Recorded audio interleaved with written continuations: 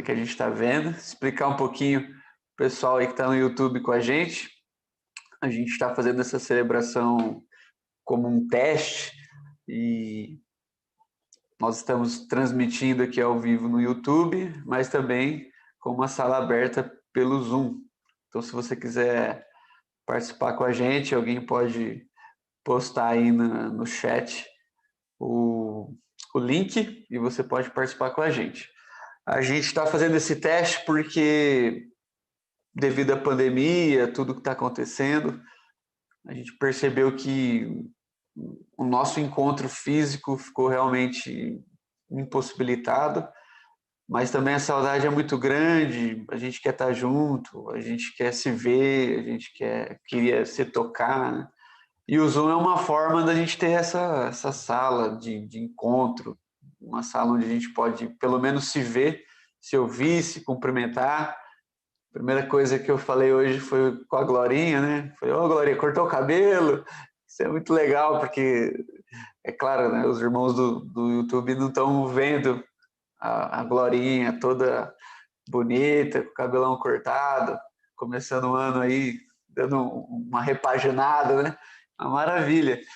E a gente quer continuar meditando e, na verdade, pensar um pouco a respeito desse ano, dos desafios que a gente tem, do quanto que é complicado viver algumas coisas e pensando no que a gente podia compartilhar com vocês. A gente conversou bastante essa semana.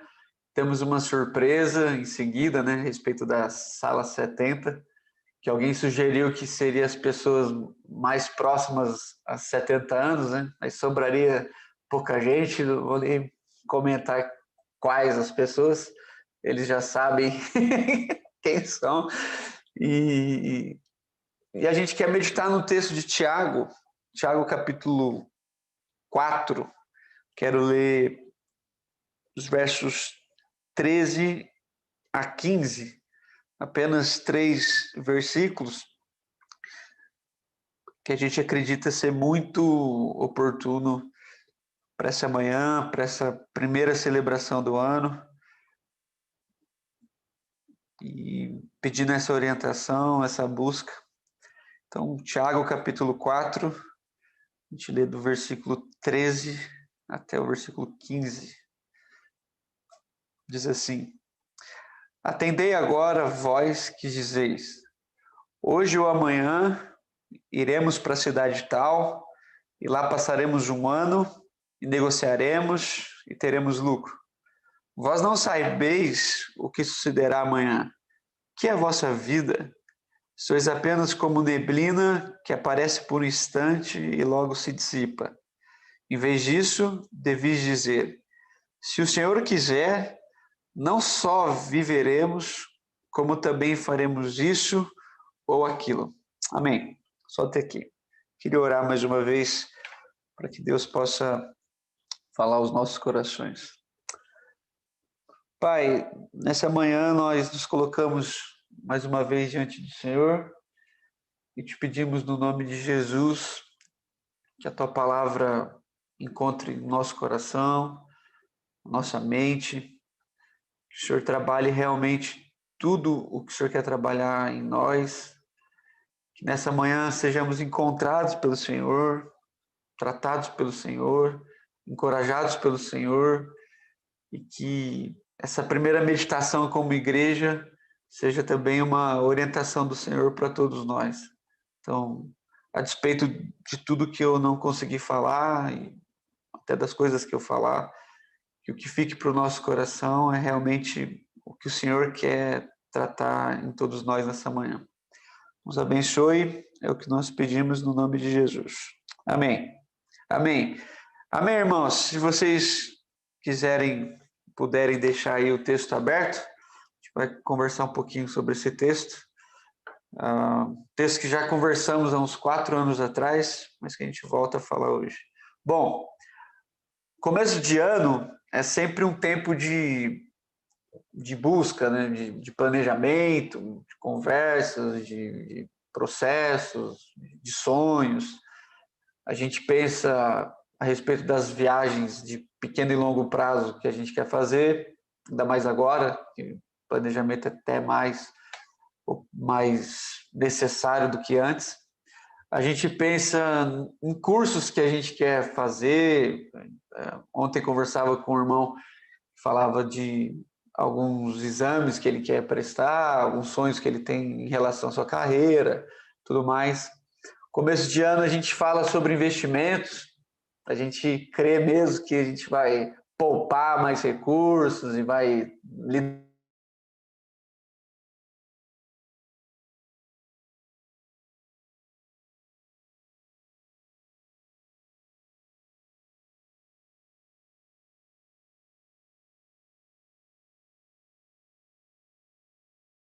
ensinou várias coisas.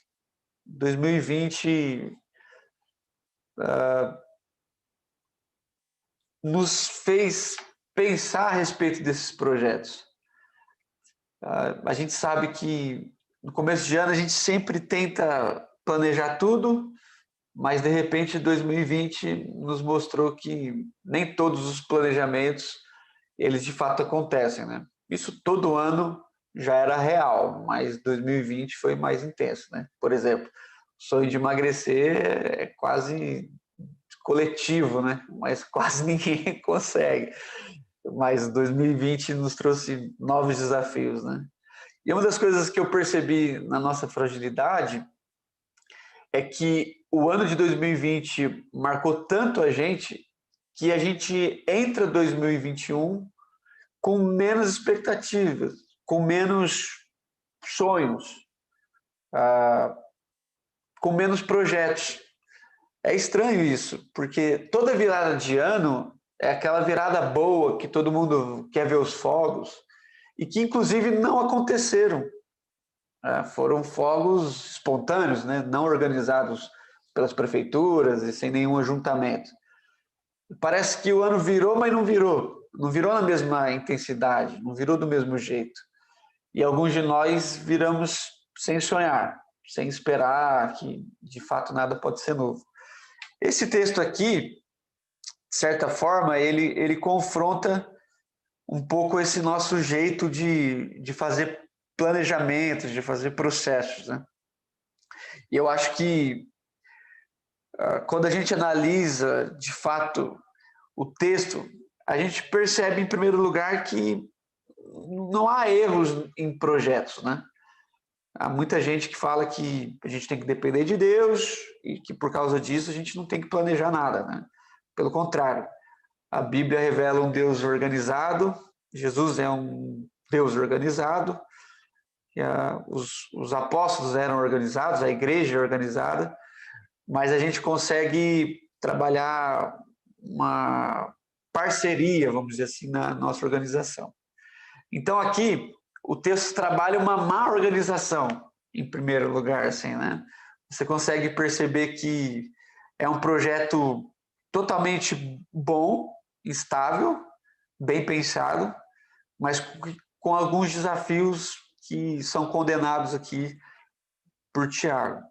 Preste atenção aí no versículo 13, que ele diz assim: amanhã ou depois, ou seja, determina, hoje ou amanhã, perdão, ele determina o tempo em que ele vai começar. Ele diz que eles iremos para a cidade tal, ou seja, ele sabe para onde ele quer ir, ele sabe quanto tempo ele quer passar lá, passaremos lá 1 ano, negociaremos, ou seja, ele sabe que ele tem um produto, ele sabe que tem algo para entregar, e ele sabe que o que ele tem vai trazer lucro. Então, quando a gente analisa esse texto, a gente não vê nenhum problema nisso. Então, se você não coloca suas metas, não sabe para onde você vai, não sabe quanto tempo você fica, não sabe qual é o seu produto, não sabe qual é a sua margem de lucro, você não pode fazer nenhum tipo de negócio, nenhum tipo de planejamento. Mas esse texto vai trazer uma certa condenação para isso. Então, qual seria o maior problema quando a gente faz algum planejamento?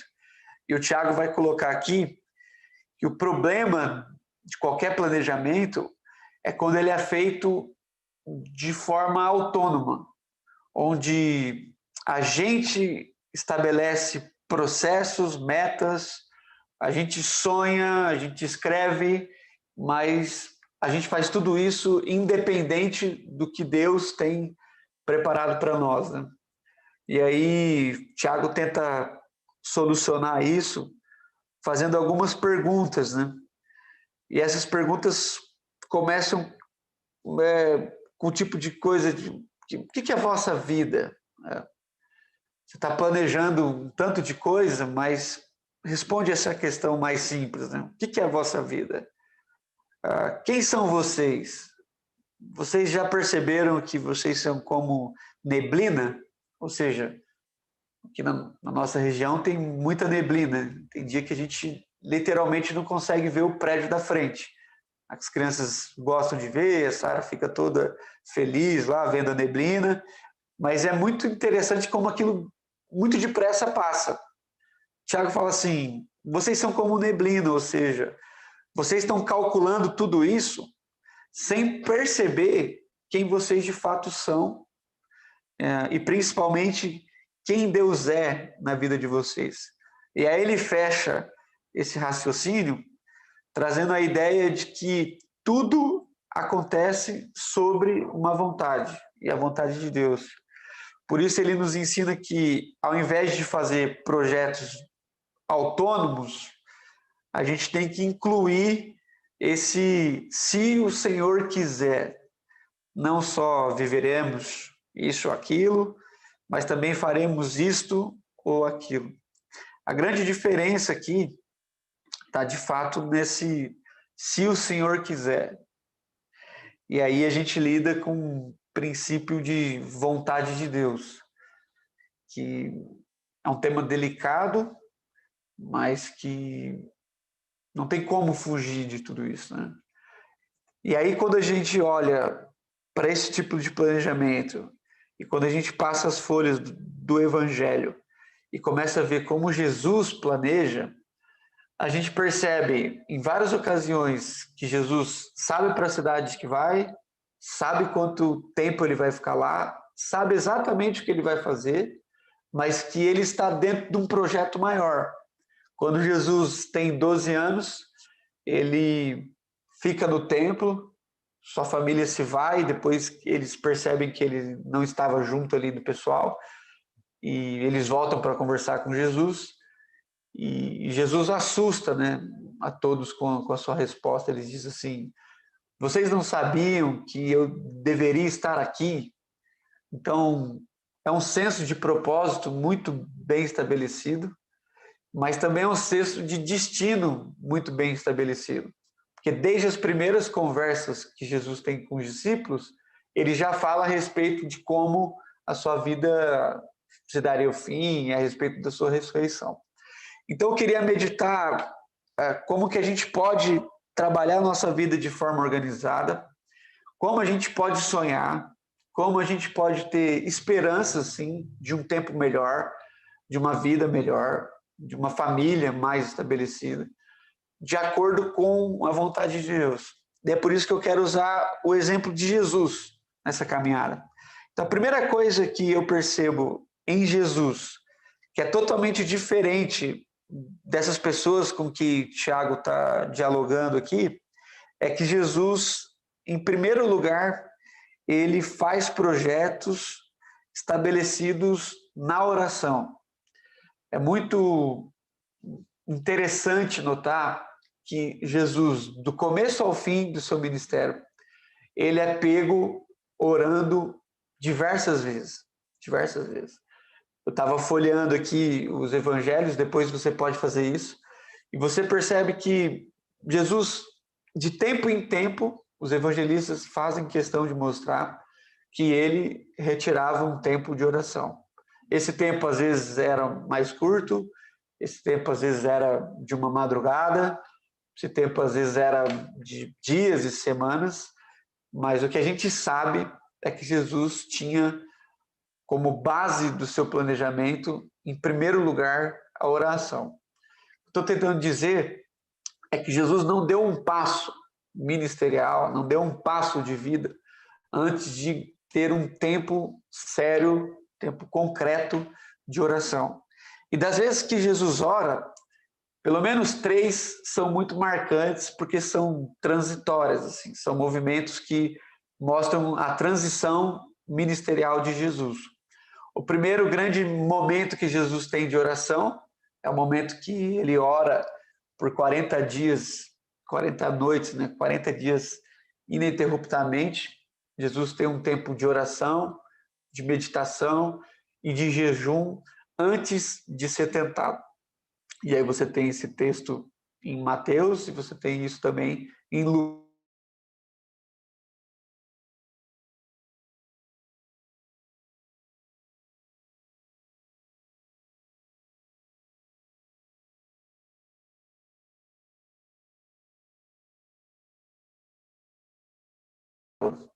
Voltou?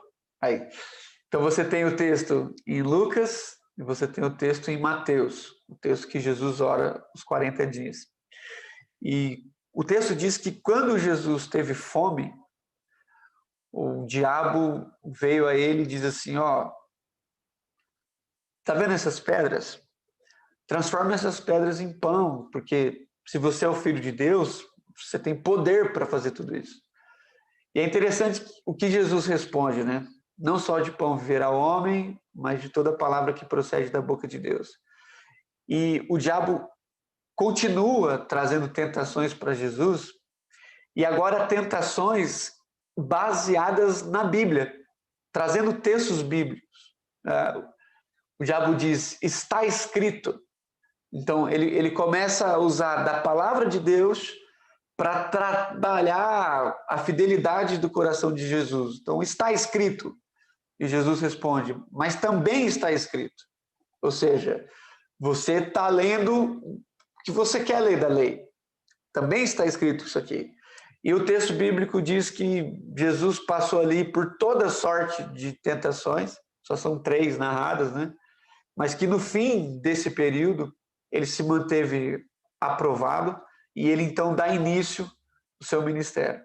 Então, antes de qualquer movimento, antes de qualquer milagre, antes de qualquer pregação, Jesus passa ali pelo menos 40 dias focados em jejum, em oração e meditação. Depois Jesus escolhe os discípulos, ele começa a fazer alguns milagres.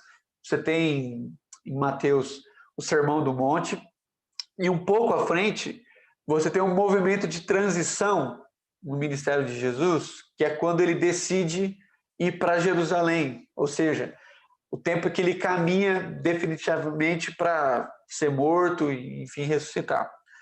Esse movimento de transição nos evangelhos está no Monte da Transfiguração, que você pode ler lá em Lucas capítulo 9. Quando Jesus vai viver essa transição, ele investe, na verdade, mais um momento de oração. E ele vai para o monte, agora ele leva Pedro, Tiago e João com ele, e ali você tem a aparição de Elias e de Moisés, a voz de Deus dizendo o que já disse no batismo, esse é meu filho. E a partir desse momento, Jesus inicia o fim do seu ministério, os seus últimos dias. Apesar de estar lá em Lucas 9, Lucas tem 24 capítulos, do 9 até o 22, falam dos últimos dias do ministério de Jesus. Então, antes de viver esse grande enfrentamento, que é ir para Jerusalém, um lugar de perseguição, um lugar de fato de morte na vida de Jesus, ele também investe pelo menos uma madrugada de oração. E no fim, quando Jesus de fato vai para a cruz, ele também leva o Pedro, Tiago e João para mais um momento de oração, que é no Getsemane, aquele lugar de agonia, que segundo Lucas, Jesus ficou tão agoniado que o seu suor se tornou como que gotas de sangue. E ali Jesus repete uma oração, repete um pedido, e investe esse tempo em oração, leva os seus amigos, e dali Jesus se levanta, ele é preso, julgado, morto, no terceiro dia ele ressuscita. Então é muito importante a gente tentar entender que mais do que um conceito, né, a oração ela deve fazer parte da nossa vida. Ela não é um mecanismo de troca, um mecanismo de quando a gente precisa de alguma coisa. Oração não é só para ver se eu posso ou não obter aquilo. A oração ela é o que nos direciona. A vida cristã sem a oração, ela é uma vida seca, ela é uma vida mecânica, ela é uma vida sem muito sentido prático, porque é na oração que a gente fala e é na oração que a gente também ouve. Então, em primeiro lugar, uma melhor forma de trabalhar qualquer e todo planejamento da nossa vida é, antes de tudo, antes de qualquer ação, antes de qualquer ligação, antes de qualquer aliança, gastar um tempo de oração. Uma segunda verdade que esse texto mostra é que uma grande diferença, na verdade, dos evangelhos em relação à vida de Jesus é que ele não só investia muito tempo em oração, como as suas orações repetidamente clamavam pela vontade de Deus. E que quando Jesus ensinou os discípulos a orar, e que está lá no Pai Nosso, né, Mateus capítulo 6, você tem Jesus dizendo assim: quando vocês forem orar, vocês orem assim: Pai Nosso, que estás nos céus, santificado seja o teu nome. E aí ele vem aqui, ó, venha o teu reino, seja feita a tua vontade. E que quando Jesus ora no Getsemane, por 3 vezes, ele diz: Senhor, se possível, afaste de mim esse cálice, contudo, seja feita a tua vontade. E é interessante que por diversas vezes a gente encontra textos que falam a respeito da vontade de Deus, como por exemplo, João capítulo 4, Jesus diz assim: a minha comida é fazer a vontade do meu Pai. Olha que interessante. Aquilo que me sustenta, aquilo que me revigora, aquilo que me mantém vivo, não é as minhas expectativas, não é o que eu planejei, não é o que eu mentalizei. O que me mantém vivo é a vontade do meu Pai. Então, fora da vontade do meu Pai, não há vida, não há vigor, como a Regina usou a palavra hoje, não há virtude, não, a fonte é seca, não sai vida. Eu passo por aqui, mas eu não deixo nada para ninguém, porque eu não traduzo vida. Agora, quando o que eu mais quero para mim, para nós, é estar de fato no centro da vontade de Deus, é então que eu manifesto vida. Mesmo que em meio à dúvida, tem gente que acha que saber a vontade de Deus para nós é ter como que um manual, um mapa, como se a gente soubesse todos os passos que a gente tem que dar, como se a gente tivesse todas as respostas que a gente precisa dar, e nem sempre. Nem sempre.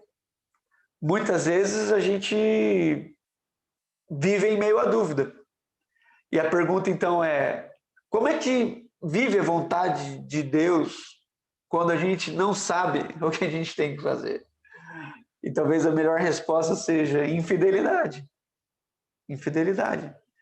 Tem talvez 2 formas de pensar essa oração que clama a vontade de Deus. Quando a gente tem uma porta que a gente quer que se abra e a gente pede: Senhor, faça a tua vontade, nós não queremos que isso aconteça se não for do Senhor. E isso, de fato, essas orações são sinceras e são respondidas. Mas, na maior parte do tempo, quando, pelo menos eu, estamos pedindo a respeito da vontade de Deus, a gente não tem dúvida de qual é a vontade de Deus. A gente literalmente sabe o que a gente tem que fazer. Então eu posso pedir, Senhor, eu estou com vontade de mudar da minha casa. Qual é a vontade do Senhor para minha casa? É que eu trate bem meu vizinho. Então, enquanto eu não mudo, eu trato bem esse. Quando eu mudar, eu trato bem o outro. E se eu mudar para um lugar que eu chego lá e penso assim, será que isso aqui era de Deus? Enquanto eu não saio de lá, eu trago vida para quem está lá. Eu não gasto tempo murmurando, eu não gasto tempo me lamentando, eu não gasto tempo me perguntando se era isso mesmo que eu tinha que fazer.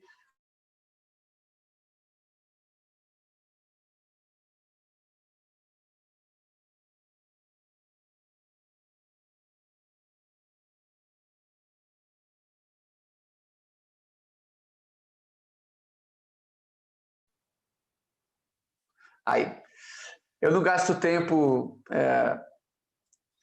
pensando como que seria se de fato não fosse. Tá? Se a gente colocasse em fração, talvez a gente perceberia que grande parte do nosso tempo é gasto pensando em coisas que não aconteceram, que não são verdade, ou em coisas que talvez aconteçam. Mas a vontade de Deus para a nossa vida, ela é traduzida no que está acontecendo. E a gente chama essa verdade com o que está acontecendo. Então, no lugar onde eu estou, na forma como eu vivo, na forma como eu trato. Então, eu vejo em Jesus alguém que se movimenta em todos os lugares e que às vezes era pego de surpresa, como, por exemplo, a vez que ele está dormindo e os discípulos acordam Jesus. Se Jesus, humano, soubesse que ele iria ter que fazer aquele milagre, ele faria antes de dormir para não ser interrompido. É mais simples. Daqui a pouco vem a tempestade, não vou nem dormir, eu vou ficar por aqui. Mas por que ele dorme? Entendeu? Por que ele dorme? Quando ele é acordado, se você perguntasse para Jesus, qual é a vontade de Deus agora? A vontade de Deus é que eu volte a dormir? Ou a vontade de Deus é que eu vou lá e acalme aquela tempestade? Naquele momento, é óbvio que aquela vontade era subir e acalmar aquela tempestade e acalmar o coração dos discípulos. Então, se Jesus tivesse dúvida a respeito do que era a vontade de Deus para ele não responderia da mesma forma. Ele continuaria dormindo, mas ele sobe e ele cuida. E em terceiro e último lugar, uma das coisas que mais tem tratado o nosso coração é que Jesus não só busca a vontade de Deus, como ele se submete. Principalmente na oração do Getsemane, que é uma das orações mais difíceis da gente ler, quando Jesus diz assim, Pai, se possível, afasta de mim esse cálice, contudo seja feita a tua vontade e não a minha, isso uma segunda e uma terceira vez, o texto bíblico diz que ele se levanta e ele vai até os discípulos e logo ele segue por caminho do julgamento e da crucificação. E em João, em algum momento, ele diz assim, a minha hora é chegada. Minha hora é chegada. Então, mais do que clamar pela vontade de Deus, eu acredito que um dos maiores desafios da nossa vida é se submeter quando essa vontade é clara, quando essa vontade é absoluta. E o que eu tenho pensado, pelo menos a respeito de mim, é que tenho poucas dúvidas a respeito da vontade de Deus, e não sou melhor nem pior por causa disso, mas eu tenho uma grande dificuldade em me submeter à vontade de Deus, ao que de fato Deus tem. Tem coisas que eu não tenho dúvida nenhuma de que aquilo é a vontade de Deus, mas mesmo assim eu não faço. Então, muitas coisas a gente não tem noção do que é, e aí a gente vive atribulado, isso é normal, faz parte da caminhada, mas muitas outras a gente tem certeza, e mesmo assim a gente não caminha.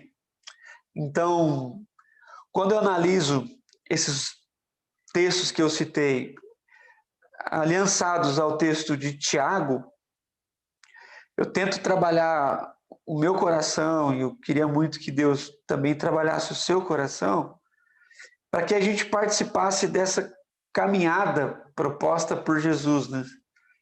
Antes de qualquer outra coisa, um tempo de oração, uma vida inteira dedicada e buscando a vontade de Deus, e mesmo que a vontade de Deus custe o improvável, a nossa própria vida, que foi no caso de Jesus, a gente se submeta, a gente caminhe, a gente não pare, né?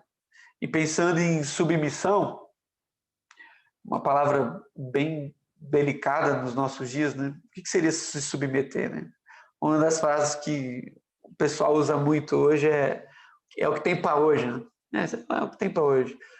Se submeter não é aceitar como quem diz, é o que tem para hoje, né? Queria que fosse aquilo ali, mas também Deus não quer, então vou por aqui mesmo, né? Não, se submeter é entrar, é ficar debaixo de um projeto maior que muitas vezes contraria a minha própria vontade, mas que pelo que eu sei, pela certeza que eu tenho, que Deus tem o controle sobre todas as coisas e sabe o que é melhor para mim, eu me coloco debaixo dessa vontade com alegria. Eu tenho humildade para reconhecer que o que eu pensava que era melhor para mim, não é. E em vez de ficar lá, o que tem para hoje, infelizmente, ou se culpando porque não orou direito, porque não jejuou direito, porque não fez a campanha certa, não. Se submeter e manifestar a vontade de Deus naquilo que era contrário ao que a gente pediu. E que quando a gente liga esse pensamento ao que Jesus diz a respeito da oração, ele diz que nós não sabemos orar, nós não sabemos pedir, e que muitas vezes nós estamos pedindo pedra pensando que é pão. Só que Deus é tão bom que ele vai lá e ele não nos dá o que a gente está pedindo, porque ele sabe de fato o que é melhor para nós. Então, dentro de tudo isso, eu fico pensando algumas perguntas que esse texto pode levantar, como, por exemplo, quem é que domina sobre todas as coisas? Quem é que sabe de todas as coisas? Quem é que pode todas as coisas? E é certo que quem é esse é Deus e não eu, né? Então, se ele sabe tudo, se ele pode tudo, se ele está em todos os lugares e eu não, logo, o melhor para mim é entrar na vontade dele, ao invés de tentar ficar convertendo ele à minha. Porque talvez grande parte das nossas orações sejam apresentações das nossas vontades para Deus. E não dizendo a Deus, faz a vontade do Senhor em nós. Grande parte do tempo das nossas orações podem ser pedidos como quem lembra a Deus de coisas que talvez ele esqueceu. Grande parte das nossas orações são como que uma insistência em coisas que não condizem com o projeto de Deus para nós, e Deus já nos disse isso N vezes, mas a gente continua insistindo. E aí eu não estou dizendo que a gente não tem que continuar orando por algumas causas. Eu estou dizendo que algumas causas não fazem sentido na oração. Porque Deus, através da palavra, através da comunhão, já nos disse que não era aquilo. Mas a gente não consegue aceitar. Então, para esse ano de 2021, que a gente vira assim, longe da maioria dos nossos familiares, longe dos nossos irmãos da comunidade, que a gente possa, antes de mais nada, seguir um tempo de oração. Talvez você não fez isso ainda. Por isso que a gente queria ter esse tempo aqui, mesmo sendo dia 10. Lembrar você e me lembrar que o melhor da nossa vida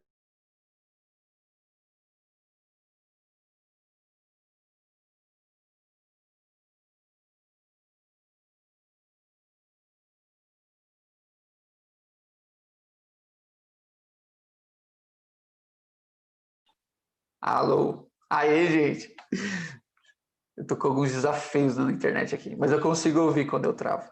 Então, o melhor de Deus para nós não está nas respostas que a gente gostaria que Deus nos desse, e sim no fato de continuamente estar em oração. Ou seja, o melhor de orar não é ter a resposta que a gente queria. O melhor de orar é orar. O melhor de orar é falar com Deus. O melhor de orar não é saber se a gente fez da forma certa, ou se a gente entrou no quarto certo, ou se a gente fez o período certo. Mas o melhor de orar é saber que nós nos colocamos num lugar onde Deus nos ouve. E aí eu te pergunto, qual a proposta espiritual que apresenta um ser divino, que senta com a gente num lugar simples e ouve os anseios do nosso coração? Qual outra proposta, sem nenhum tipo de barganha, que tem um ser divino, criador de todas as coisas, que para, entre aspas, tudo que ele está fazendo para conversar com seus filhos? Qual é a proposta de espiritualidade que termina com Deus na mesa servindo seus filhos e conversando com eles? Então, para nós que vivemos a fé cristã, a oração não é um meio para que as coisas aconteçam. É na oração que a nossa vida acontece. Então, que se eu e você não gastamos tempo ainda em oração, que a gente possa fazer. E aí, se você tiver dúvida sobre como orar, você segue a linha de Jesus. Pai, te apresento a minha vontade, mas me submeto à tua. Está aqui o que eu penso que seja melhor para mim, mas eu estou totalmente aberto para viver o que o Senhor tem para mim. E que se eu e você tivermos uma constância de oração, a gente vai perceber que todos os dias Deus está falando ao nosso coração e deixando cada vez mais claro aquilo que Ele tem proposto para nós. E é nisso que a gente entra na questão da sala 70, que não é a sala dos 70 escolhidos, que não é a sala de quem está mais próximo de 70, senão ficaria difícil para uma parte de nós, ou talvez a maioria, mas que é uma sala que surgiu a respeito de uma conversa nossa, do Conselho da Igreja, onde nós estávamos pensando a respeito desse ano e percebendo o quanto que é tendencioso sair planejando sem orar, sem buscar e tudo mais. E numa das nossas conversas, o Périx nos lembrou do texto de Êxodo 24, que depois você pode dar uma lida, quando Moisés, né, tira o povo lá do Egito, e ele caminha, ele tem a lei em Êxodo 20. Em Êxodo 24, ele sobe no monte para ouvir Deus, porque depois dos capítulos 25 até o 40, você vai ver a constituição da religião ali. Tabernáculo, tamanho das coisas, peso, como cada cerimônia deveria ser feita e tal. E nesse momento de transição, Moisés sobe, e quando ele sobe, ele leva 70 pessoas com ele. E a gente meditou nesse texto, e a gente, sim, pela graça de Deus, né? Em primeiro lugar, fomos muito abençoados por isso, já significou muito para o nosso coração. E depois a gente teve a ideia de convocar, né? Não é nem um convite, uma convocação, a nossa comunidade inteira para gastar para investir, né? Um tempo de oração a respeito da nossa vida, dos nossos desafios, tanto como pessoa, mas principalmente como DOCA, a respeito desse ano, que a gente está aí quase um ano dessa forma online e está longe do que a gente gosta de fazer, mas que a gente sabe que é a vontade de Deus fazer assim, nós não temos dúvida nenhuma. De forma alguma Deus teria, sob a sua vontade, algo que pudesse fazer mal para todos nós.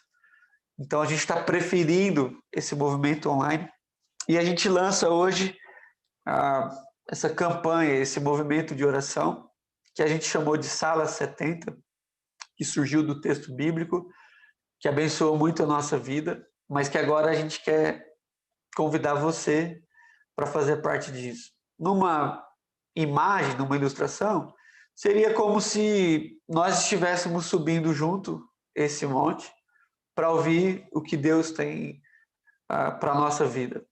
Como nós não temos Moisés, nós não temos um líder supremo, nós temos uma comunidade que ouve Deus, nós não temos alguém que ouve mais Deus do que o outro, ninguém vai subir sozinho, porque o texto diz que os 70 subiram com Moisés em até um ponto, mas Moisés subiu sozinho no resto do ponto, mas esses 70 permaneceram em adoração.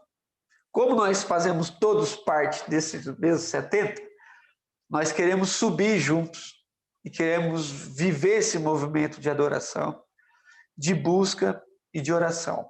Então, por que Sala 70? Porque nós aproveitamos a imagem desse texto e nós estipulamos, então, um período de uma semana de oração, onde nós estaremos divididos em 3 períodos, na manhã, na tarde ou na noite, em oração, e que você, que faz parte da comunidade, vai escolher um desses períodos, ou não necessariamente um só, para investir esse tempo de oração com a gente.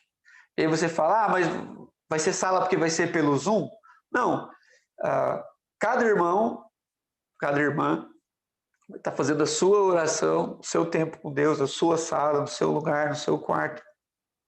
E nós saberemos que todos estarão juntos nessa oração.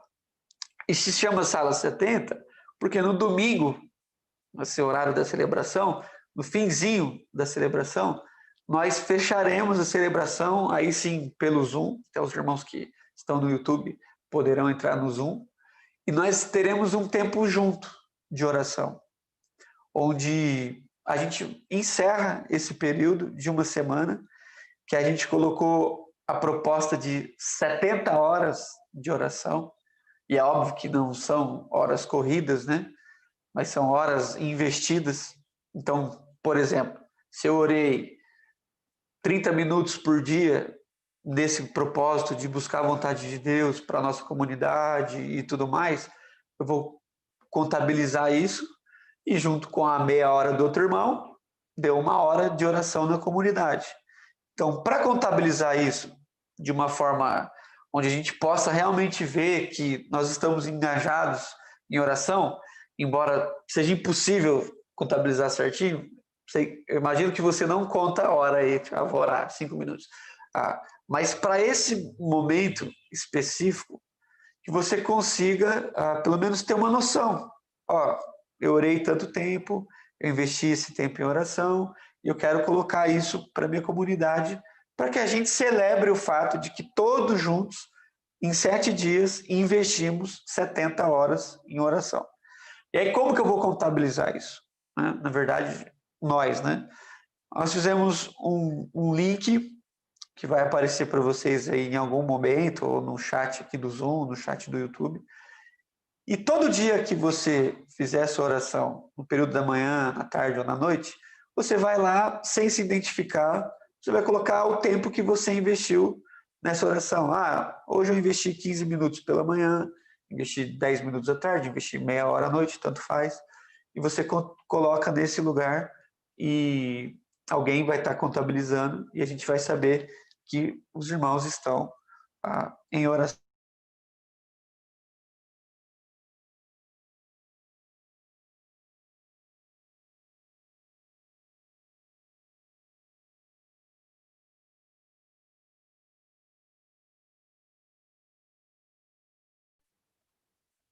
Voltou.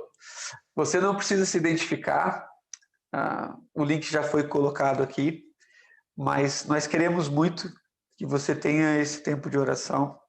Por você, por nós estamos num ano muito decisivo, nós cremos muito que Deus vai usar muito a nossa vida, e todos os dias, de manhã, de tarde ou de noite, alguém vai estar colocando no grupo o motivo daquela oração.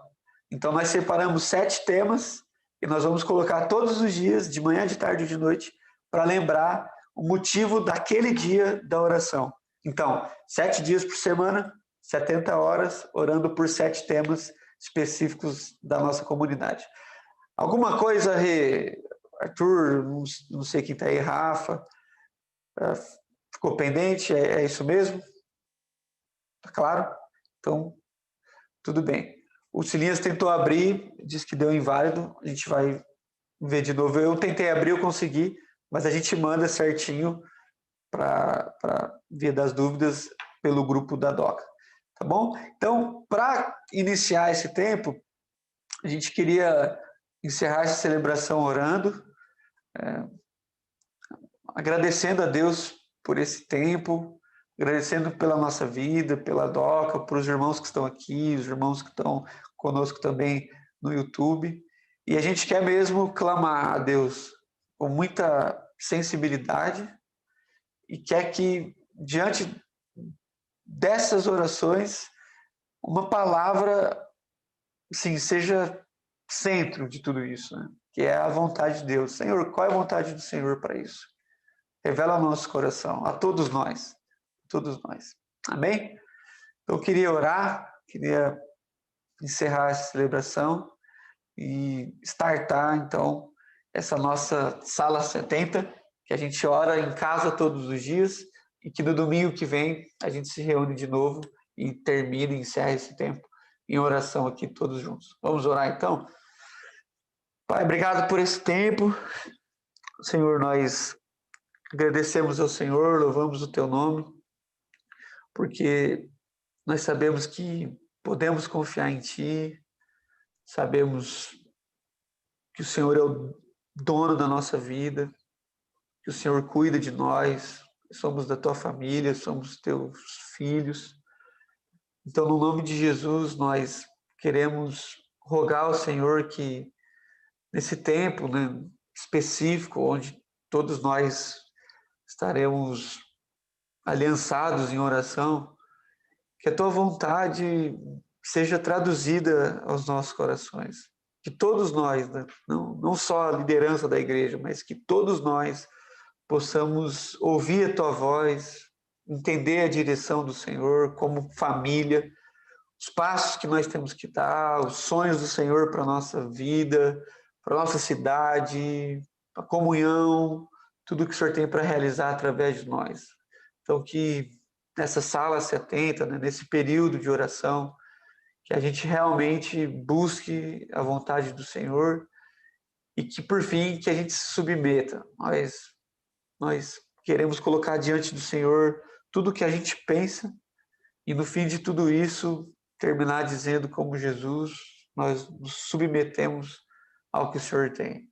Nós sabemos que nós não temos nem noção do que é melhor para nós. Nós temos, sim, algumas ideias, mas a certeza de tudo isso provém do Senhor. Então, em nome de Jesus, nos abençoe nesse tempo, a partir de hoje, que nosso coração esteja sensível ao Senhor. Abençoe cada irmão da nossa comunidade que tem vivido períodos de luta, muitas famílias envolvidas com a questão do Covid, muitas famílias perdendo pessoas próximas, irmãos, amigos e outras coisas que angustiam o nosso coração. Que em tudo isso a tua paz possa nos invadir e que a gente possa manifestar a vontade do Senhor, mesmo nesses dias mais delicados. Também agradecemos, louvamos o Senhor pela graça concedida à família de Samuel, da Gi, por esse neném, que no nome de Jesus, que o Senhor cuide da Gi, essa gestação, que a vontade do Senhor seja feita sobre a vida dessa criança. Nós queremos ver, queremos saber o sexo e tudo mais, mas nós nos submetemos e entregamos a vida dessa criança, mais uma vez, dessa família ao Senhor, e nos alegramos porque numa semana com tantas notícias ali no grupo difíceis, com tantos pedidos de oração, o Senhor nos presenteou com essa boa notícia de uma vida que vem e que vem para nos abençoar, nos ensinar. Agradecemos em nome de Jesus e nos submetemos à tua vontade. Amém. Amém, gente. Deus abençoe a todos, irmãos e irmãs. Domingo que vem estaremos juntos aqui e a partir de amanhã, todos juntos também em oração na sala 70. Um abraço, Deus abençoe e até mais. Beijos.